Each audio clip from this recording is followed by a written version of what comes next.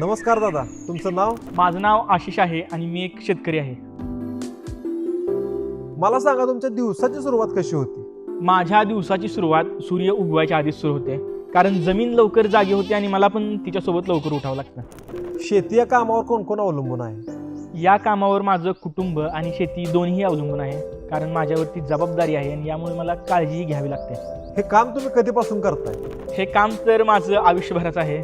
लहानपणापासून या गोष्टी बघत आलेलो आहे, शिकत आलेलो आहे आणि आजही शिकतोय. दररोज पुढे जाण्याची प्रेरणा आणि ताकद तुम्हाला कुठून मिळते? प्रेरणा आणि ताकद मला या मातीतूनच भेटते, कारण मातीशी जर प्रामाणिक राहिलं तर ते तुम्हाला कधीच फसवत नाही. नेहमी 1000 पटीनं ते तुम्हाला परतच करत असते.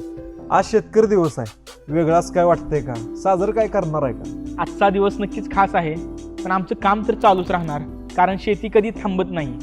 आधी पीक, जबाबदारी आणि मग बाकी सर्व गोष्टी.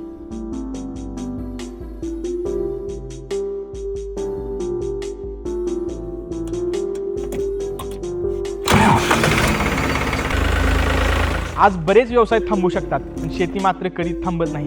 ती नेहमी पुढेच जात राहते, कारण जमीन कधी थांबत नाही आणि जबाबदारीला कोणती सुट्टी नसते.